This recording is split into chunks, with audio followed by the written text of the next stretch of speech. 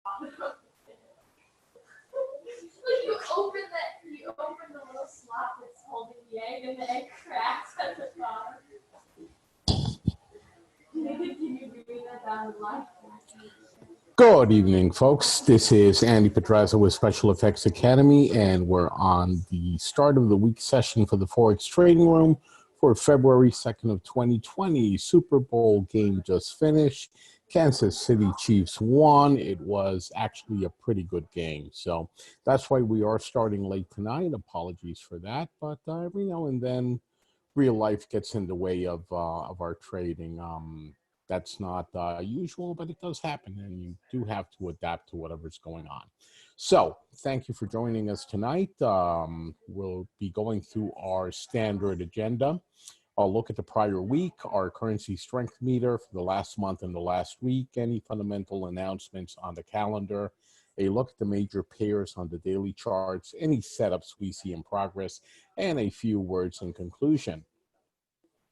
We'll start with the ledgers. Long-term ledger, we did have a pound JPY short close against us. There was a spike on Wednesday. I think it was Wednesday when the Bank of England put out their interest rate decision, and we'll cover that in a moment. But the pound did spike into strength and continued with that spike through the end of the week.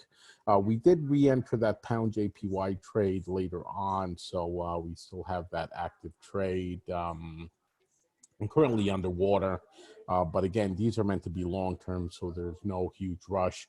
We are down on this account 6% overall, not the biggest drawdown ever, but still that's where we're at. The intermediate term ledger, this one fared much better. We did catch some nice profit towards the beginning of the week. We still have multiple trades open at profit. We suffered through the pound spike as well on this account, but it wasn't a devastating event. So we're still nicely up on the account. And as I said, we have open profit. So the realized trades puts us at 27%, almost 28% right now. We're probably about 6% better than that. So we're around 33, 34%. On the open trades that we have, and of course we do expect them to continue moving into strength. So we'll probably have a good pickup this week if we manage to catch a few of the market's better movements. Most of our open trades are re-entries, so we have captured profit on them, gotten out at retraces, and jumped right back in when the movement continued. So we're definitely in a trending period, and we will be looking at that a little bit more closely when we take a peek at the charts later on in this presentation. Short-term account was an up week. Could have been better. We did have two significantly losing trades with the USDJPY long and, of course, the pound CAD, which did catch us in that spike that happened later on in the week. But we had 3 winning trades, and the wins were larger than the losses. So we did end up the week at profit, 1.73% up for the week, as you can see in the ledger. And well, that's where we're at. We did modify our parameters, our methods, I guess I should say, for this account at the end of last year. And that has been working out in our favor. We're not going for any huge wins. We're looking for steady gains. And when we do have losses, which I remind people are inevitable in the market, we will have losing weeks. They're going to tend to be smaller than we were doing in the past. So we have been rebalancing this account, and it's working out. Notes and opportunities for improvement. Of course, Brexit happened last week. The UK is officially out of the European Union. There was a large futures order that made the pound strengthen right before last week's Bank of England interest rate decision. There's actually hints of an investigation being started on this futures order. It was very close to the interest rate decision. It has made some people wonder if the decision leaked before the announcement. So they are looking into that. It makes no difference to us. These things will happen. So the pound should have weakened significantly just on the fact that Brexit was happening last week. And it did. It weakened very well the prior week and into the beginning of last week. And we made some very nice profit on those movements, but it went in reverse based on this futures order that got placed. Again, unfortunate, but these things will always happen. These things do not make or break a trader unless the trader is not following the proper procedure. So our risk control kicked in. We got out of the losing trades. Obviously, we lost some capital there, but it wasn't devastating. It's just normal day's business in trading. So we're good. We actually made profit last week, and I think we're going to continue making profit in weeks to come as the whole Brexit situation plays out. We're going to have to be looking very closely to the pound and the euro for market reaction after Brexit. So this is the post-Brexit period, and of course, Brexit is a digital event. It's a 0-1 on off. The UK was in the European Union. Now it's not. It just happens like that. But there will be a 1-year transition period. So we're going to be stuck in Brexit mode for at least another year while the United Kingdom figures out exactly how the ongoing relationship with the European Union and indeed with the rest of the world is going to play out. That's the market reaction that we need to be looking at and see how we can play it in the months to come, perhaps even the year to come. Multiple pairs, and we're going to be seeing this as we look at the charts, multiple pairs are at long-term support resistance points. They're extended towards either the bottom or the top of the charts. This means one of two things. Either they're going to be respecting that support resistance and bouncing in the opposite direction, or we're going to have something we haven't seen in quite a while. We're going to have a piercing of those levels, moving us into extremely long-term trends that we will be playing out. Either way, we're going to be making money. We're going to be either writing them up or writing them down. But what I want to point out is that they're at some very key points in price action that we haven't seen in a long time. I don't recall when was the last time I saw so many pairs at these extremes. So that is memorable, and we have to take advantage of it. So stick with us, and that's what we'll be doing. And as I keep reminding people, we have set dates for our live event. I keep saying I need to correct it. It's not next year anymore. It's this year. So we have set dates for our live event this year, April 29th, 30th, and May 1st of 2020 in Wilkes-Barre, Pennsylvania. Details on how to sign up, how to be there with us, and I would love to see you guys there, are on our website at specialfxacademy.com, right there on the front page. Moving into our relative strength meter for the last 30 days and the last week.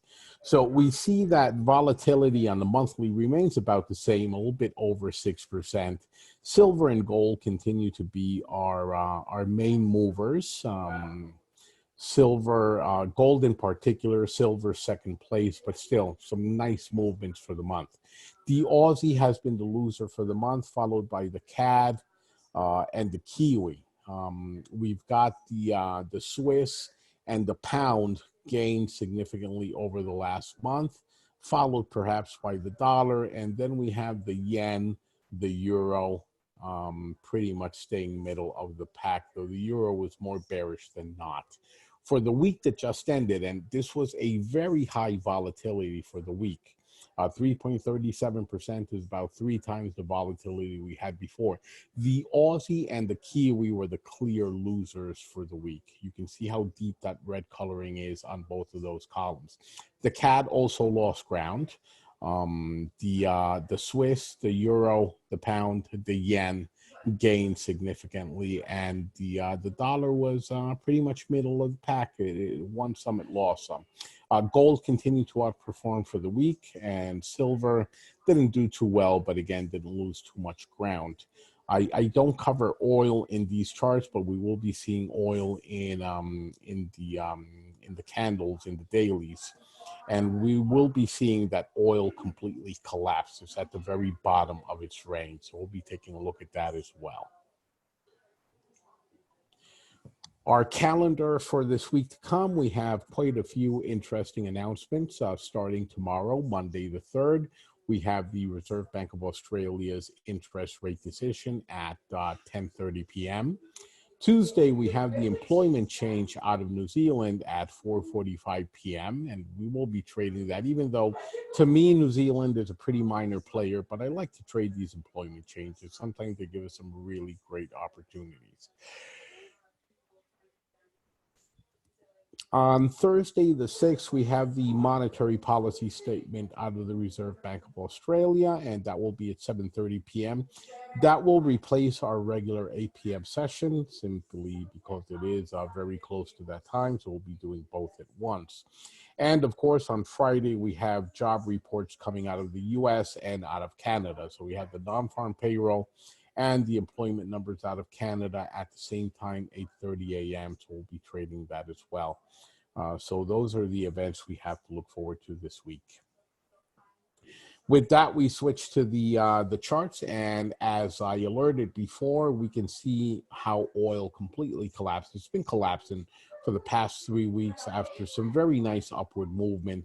We now see it all the way at the bottom, overextended pretty much at the 50 level. This is a great buying opportunity, and I don't try to predict the market, but I think this is about as low as it is likely to go. If it does go lower, we will see intervention from OPEC, which will drive prices back up. So this is probably a low point. I don't trade oil directly, but I do trade some of the companies, stocks and options for oil. And I will be going long on oil for the next few months just to catch that rebound. So that's one thing I will plan on doing. And of course, this does affect the Canadian to some degree. Moving on to the currencies, and starting with the euro dollar. The euro dollar was in a very bearish mode, and man, we took advantage of that. So we did clear some nice profit out of that. But Friday, it went in reverse. It took us out at profit on one trade on the intermediate, and we're waiting for another opportunity to go short. Or, of course, if it does start breaking resistance above it, we will go long. We are agnostic as traders. We don't care which way an instrument moves. We just care that it moves. For now, I'm still bearish, but that may change.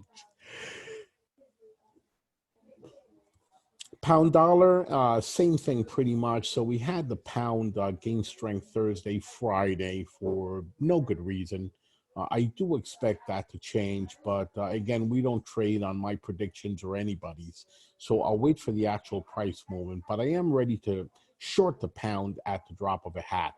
So just waiting to see how the week starts. Well, the week already started. It's 10 p.m. plus right now. There has been no significant movement in the pound pairs. We continue carrying profit on our open trades. One of them closed out. The USDCAD took us out on a little bit of a retrace earlier, took us out at profit.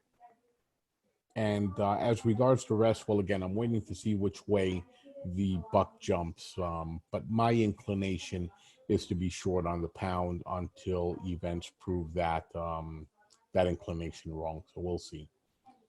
USDJPY, yen strength, I mentioned this before, so we have a break of the trend line. If this break is confirmed and it does start going down even more as the week begins, I will be shorting this pair. There's quite a nice bit of room towards the bottom. This is one that went all the way to the top, so that was an extension and obviously bounced off of that top resistance and is now trying to head down. That said, the dollar, despite what happened Thursday into Friday, is still gaining in strength. So it's very likely that support will be enforced on this pair, and it starts going back up. USD Canadian, this one is going into dollar weakness. Dollar strength CAD weakness, again, for no good reason at all, other than that's what's going on. The CAD isn't really losing too much strength, but the dollar seems to be gaining on it, again, for whatever reason. So we'll see how this plays out. It's in no man's land right now. I wouldn't go long on it, and I wouldn't go short on it until it does confirm in either direction. USD Swiss, and this is one of those that I mentioned that is at the extreme of its range. So it has broken the bottommost level of support, and this was again Thursday, Friday. I'm very much more likely to trade this one up than down at this point, but again, I'll trade whatever the chart is giving us. For now, it is in a bearish mode, and I'll be looking for how it starts the week to see what I want to do with it. Aussie dollar, yet another one, and we're going to see this in many charts. They are at the very extremes of whatever ranges they had been following for years. Right now, it is at its lowest point. We have an open trade, and it's a re-entry on the Aussie dollar at profit, and we're waiting to see where it takes us. Kiwi dollar, and this is one I want to point out as an exception, and these exceptions do tend to catch up. So I would not be surprised for the Kiwi dollar to catch up to the Aussie dollar and go all the way to the bottom of the chart. We have a open trade on Kiwi dollar. It's better than 100 pips right now. And if it does go all the way to the bottom, we have about another 200 pips. So that would be my expectation now that it has broken that trend line and seems to be going even further down. So again, if pair is not overextended right now, as we saw with the Aussie dollar, then it probably means it has some catching up to do. And this is a great opportunity, which we already took quite a while back when it broke the prior level of support, and we'll just continue riding that down. Aussie Canadian, this one took us out just an hour or so back. I didn't really pay attention, but obviously it is bouncing off of support, which you can see in this chart. This is the new movement from this week. Took us out at 100 pips profit, so it had to have retraced at least, I'm going to say around 40 to 50 pips for it to have taken us out. We'll be looking for opportunities to jump back into the trade if it does continue, or even jump in the opposite direction, as any bounce right now is more indicative of a sideways channel, in which case it should be going back up to the 90 or 91 level. So again, waiting for the week to begin to see what we need to do. Euro Swiss has not only gone to the bottom of its chart, it's actually continued. So the bottom was at the 108. It's just kept going. It's now at the 106.75 and doesn't show any signs of stopping. This is not only extended, it's overextended.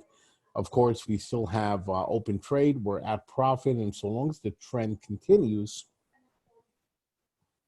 and this is what we're really looking for when we trade, for these trends to be established and then riding them all the way to their conclusion. As long as that continues, we're going to keep staying into that trade. And when it stops, we're going to trade in the opposite direction. Euro pound, Brexit pair, obviously. We're waiting to see what the week's movement, beginning movement gives us. For now, the pound has been gaining strength. It's not at the bottom yet, but it's getting very close.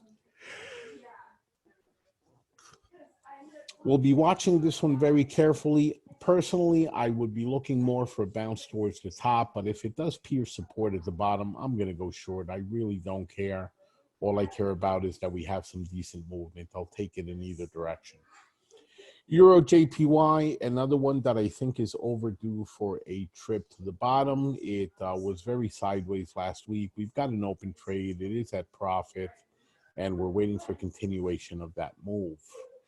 You can see that most of these pairs are extended towards the top or bottom, with a very few exceptions. The EURJPY was one of them.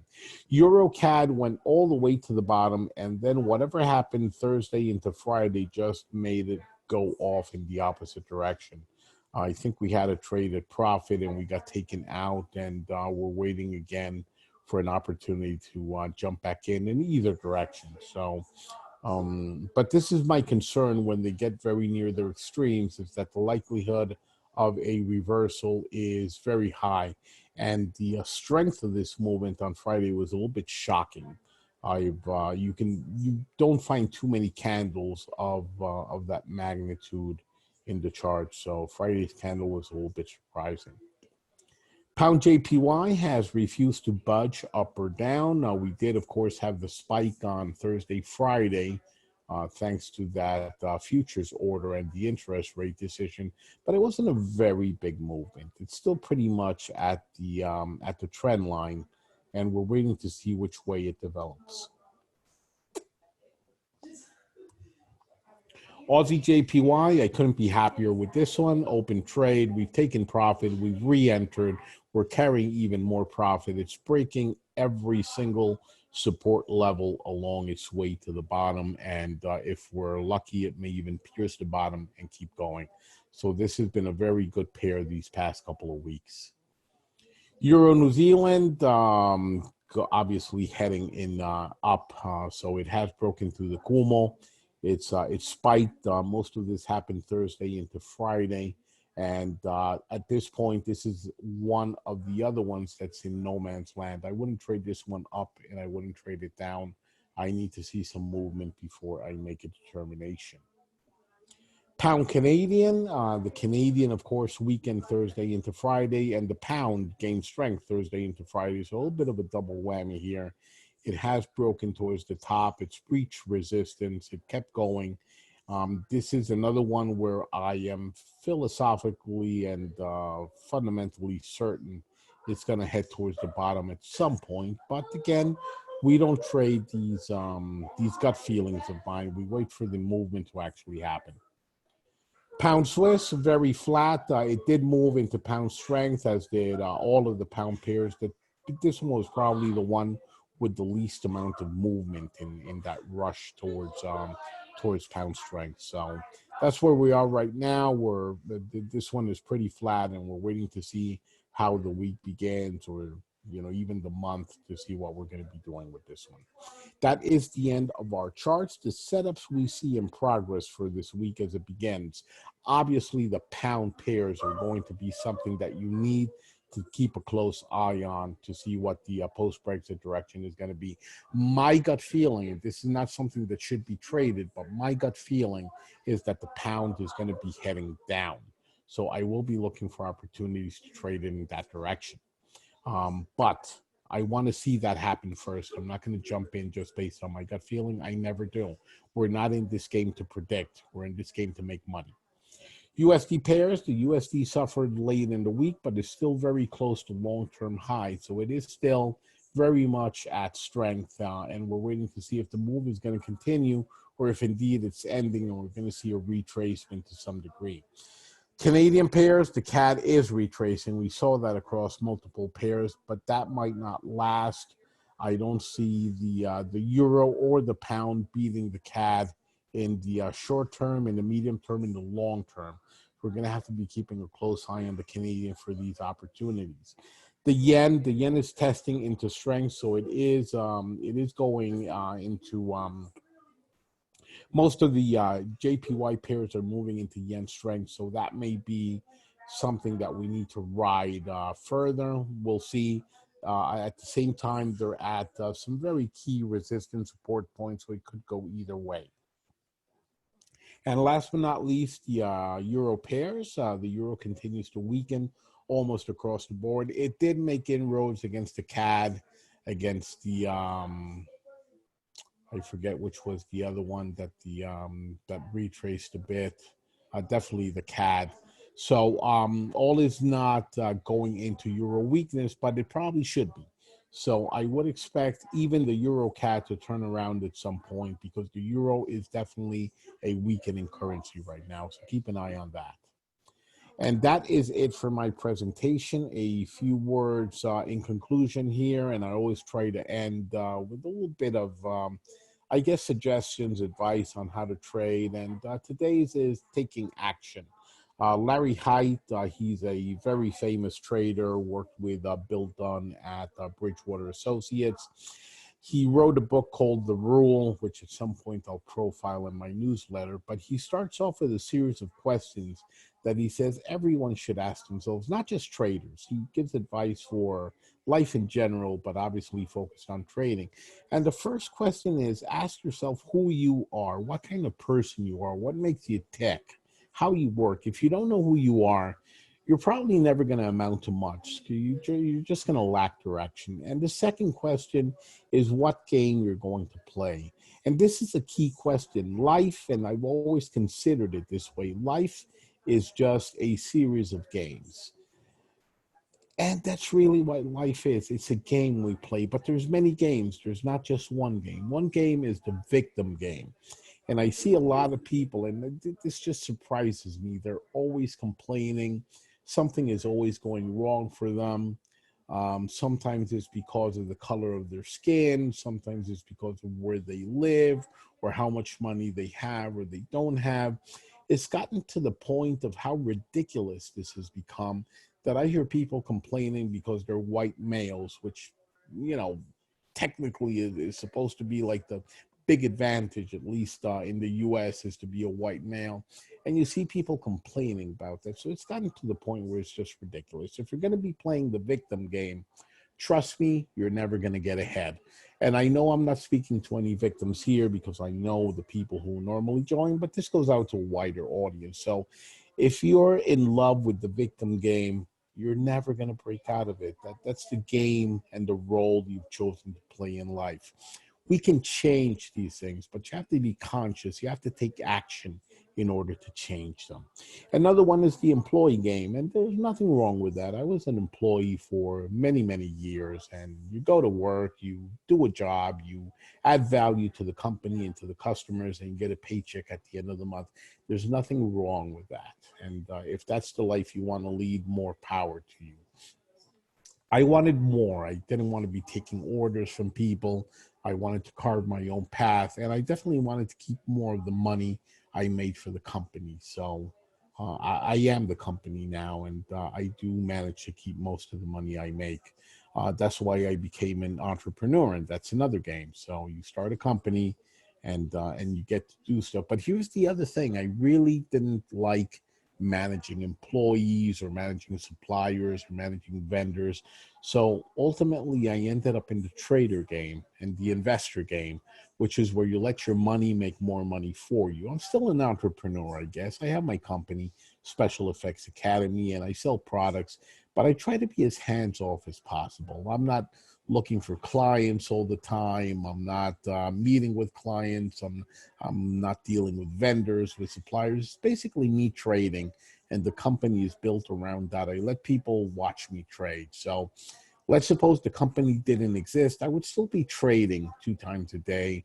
I would still be doing an analysis of the market on Sunday. So nothing would really change. So I consider myself more a trader, investor than I do an entrepreneur. But anyway, these are the games or the game that I chose to play.